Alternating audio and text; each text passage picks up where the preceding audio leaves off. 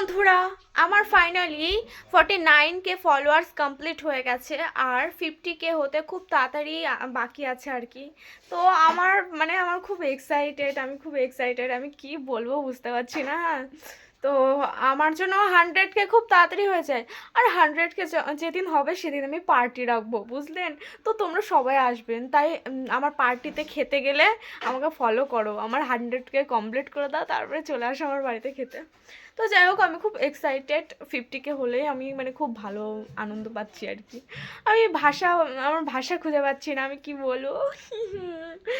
মজা মজা। আর তোমাদের একটা কথা বলি, হ্যাঁ, আমার অনেক বান্ধবীরা আছে, হ্যাঁ, ওরা বলবে যে পার্টি দে, পার্টি দে, পার্টি দে।